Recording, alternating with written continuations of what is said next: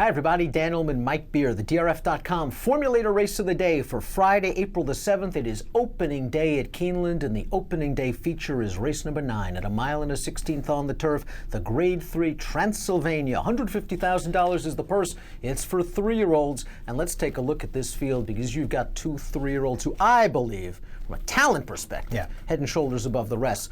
4 Oscar Performance, 5 Ticonderoga. Yeah, I agree with that too. It's going to be very interesting to see what happens, especially with Oscar Performance as he comes back off the layoff now for his 3-year-old debut, because based on what this horse did in 4 starts as a 2-year-old, there's a chance that he's a real good horse. He is a serious talent, folks. Remember to head on over to the Race of the Day event page on DRF.com, download those free Formulator past performances, and handicap the Transylvania along with us. And we're going to begin with the Timeform US Pace Projector, because I want to talk about Oscar Performance, the number 4, a horse that just blasted to the lead in his maiden win, blasted to the lead in the Pilgrim, sat a little bit in the Breeders' Cup Juvenile Turf, but was a forward factor and was in control of it on the turn.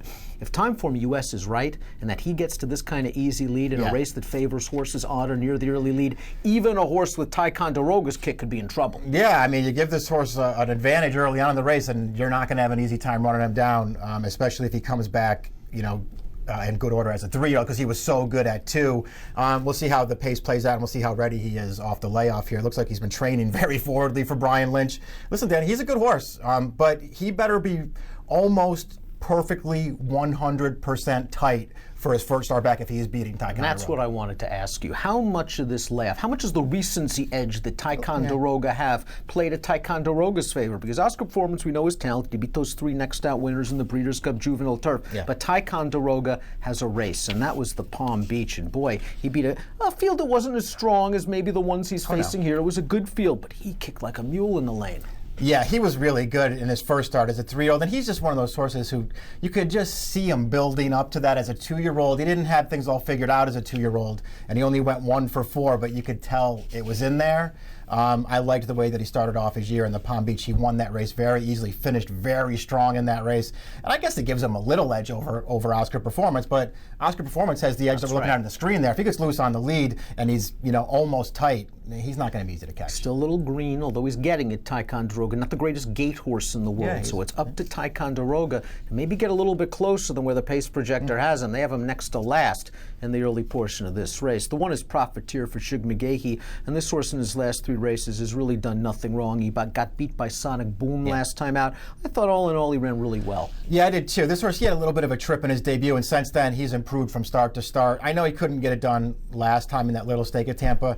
I still want him out of that race, Dan. I think he's the one with all the upside out of that race. And even though he couldn't get up in that race, I'm not so sure that Jose Ortiz, not that he had that many options, but trying to rally up the inside in that race may not have been to this horse's advantage. Do you think that Johnny V tries for a similar trip? He lets Oscar Performance blast out of there. Maybe Sonic Boom takes up the outside stalking spot, and Profiteer rides the pocket. Save ground in behind. It's a perfect trip. Big Score, the number 3, got a perfect setup 2 starts back in the Zuma Beach. Those fractions, believe them, 21-4, 44-4. They were flying early, and Big Score picked them up late. In the Breeders' Cup Juvenile Turf, it was a fast pace, but it was against better horses. He ran okay, Big Score, and I think he's all right. But if you're going to take one closer in this race, aren't you going to take Ticonderoga? Yeah, I'd be surprised if this horse could outkick a horse like Ticonderoga. His Breeders' Cup, you're right that it was fine, but I mean, the pace was there for him in that race. He never really made a run at that thing. I wonder how good he is. Getting back to Sonic Boom, who beat a couple of these in that Columbia Stakes, he's now taken forward moves in his first 2 starts as a 3-year-old,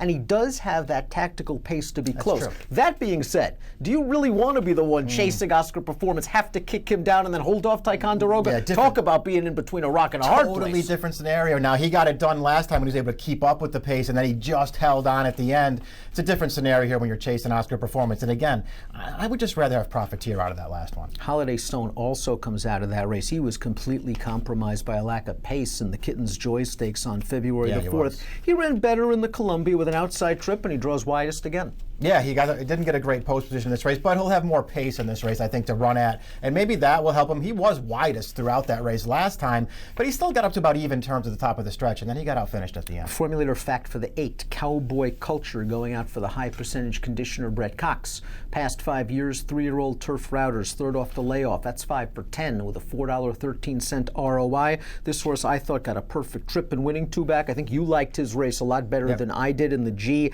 He threw a fit behind the gate in the Palm Beach, but it was just one of those cases again. You see that 90 buyer at the fairgrounds and you have to wonder. He ran back sort of to the same things from his first 2 starts last time. He was pretty bad last time. You're right, he sort of threw a fit before the race. I don't know how much of an excuse you want to give him. He was no good in that race last time. I still think he ran well 2 starts back. Obviously, he won his first 2 career starts. To me, this is not a race, and we'll see what happens. It's not a race to sort of go fishing for long shots. I think the favorites are real solid in here, but if I was going to just take a shot with a long shot, it would be him. I'd give him a chance to rebound back to that race 2 starts back. Certainly a strong formulator fact as well. Makarios won last time out for Nick Zito. It was only a maiden race, but by far it was the best that Makarios ever looked. Maybe he comes with a little run to pick up the pieces as a price. I liked some of the things he did in that race. Me too. I like it. His turf races are good. I think all 3 of them are a little bit sneaky. He seems to me like a horse who's still working on things too.